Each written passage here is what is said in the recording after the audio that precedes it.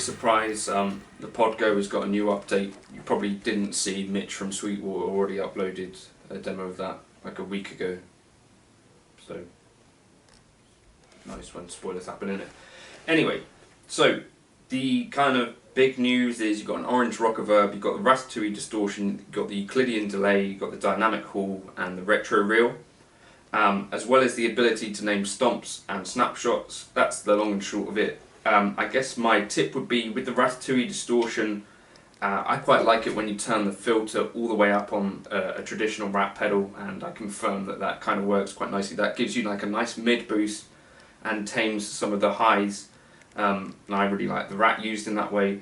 The Euclidean delay thing, so the way that I've kind of used this thing is that you set it essentially to be like a quarter note to your tap tempo, and then experiment with the steps is what I was doing. So initially I had it set to the stock settings, so 8 steps, and then if you chuck that up to 12 but keep fill the same, I think you get a different kind of vibe. And then also I was experimenting with the dynamic hall, which you'll be able to grab. I'll chuck it in the folder as well.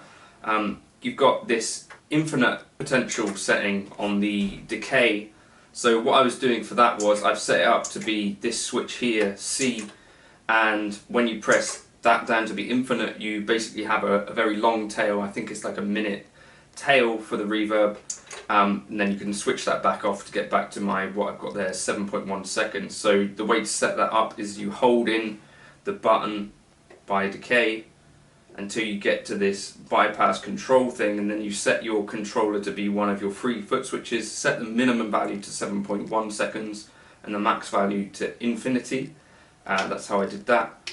Aside from that, you know, it's just bog standard stuff. I'll chuck the manual here though, so you can read through some of that, all the release notes. But yeah, some cool stuff in that update. The dynamic hall I think you'll really like if you're into reverbs, and the Euclidean delay I think is a little bit underutilized, but I like to use it in like a production sense to try and come up with some kind of new rhythms with delays, because what it does essentially is it chuck things around a circle, around like a stereo field, and it can be quite inspiring and creative.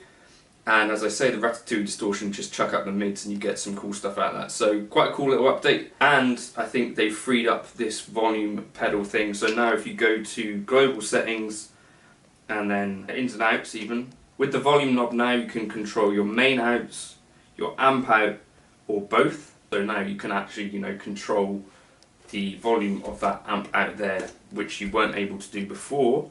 But the amp out source is still fixed to either being main out or before your cab or IR, and I think ideally in an ideal world you want to be able to set that to be before your amp as well. But that's just me and a request that I have for the future. If anyone's watching, they're not. Catch you in another video soon. Feel free to like and subscribe. All of those tones that you saw in the intro I'll drop into my Podgo folder if you want to try them. Cheers.